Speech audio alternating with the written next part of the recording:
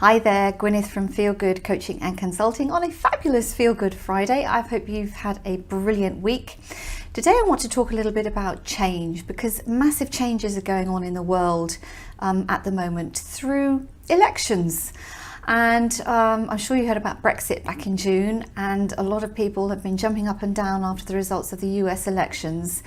And I've written a couple of pieces as well about how change affects people, but there hasn't been much of a take-up. I was a little bit disappointed actually, because I thought that what I was writing about was really, really important, because if you're an HR manager, if you're a manager of a multicultural team, any kind of change like this, major change, is going to seriously affect what is happening at work.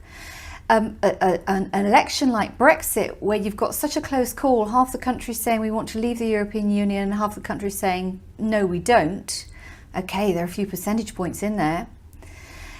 But that kind of thing can cause major rifts in a multicultural team, because all of a sudden you're not all part of the same family. It's like, did that person vote against me staying in this country if you're a foreigner?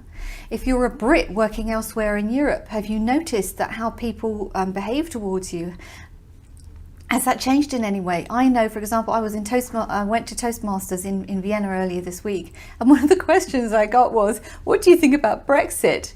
It's like, okay, I don't actually want to have this conversation with you now. But it's the same with the US election now. Donald Trump has made some pretty stark statements about where he stands on immigration.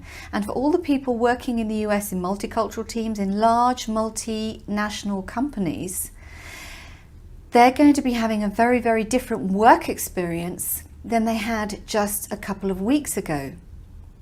Now, as I say, if you're a manager, if you're an HR manager, it's up to you to manage that change, because even though things might still look okay on the outside, you can bet that underneath people are getting quite worried, because none of us can see into the future and they don't know what is going to happen.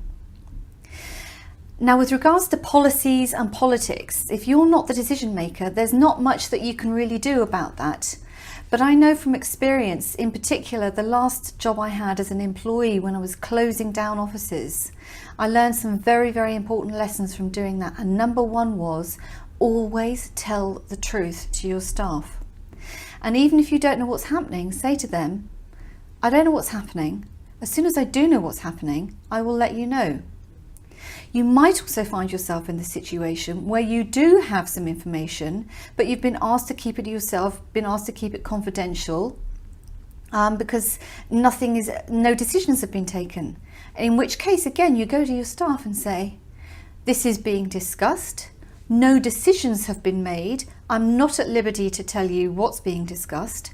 As soon as a decision has been made, I will talk to you again. Because the important thing to remember when policies as large as this that have to do with immigration, when these come along, it's not just a case of somebody losing their job. It's somebody potentially losing their entire way of life. And if you've got staff that have got children in school, they don't need just a month's notice that you've given them on the contract. They're going to need at least 6 months' notice, if not longer. Now, as I said, I totally appreciate you might not be in a position to have those decisions made, to share the information with your staff. But as I said, keep them apprised of all the updates. Speak to them once a week. Nothing's changed since last week, but I promise you, as soon as I know something, as soon as I can share some information with you, I'm going to share it with you. The other thing you need to remember is that everybody deals with change in a different way, at a different speed.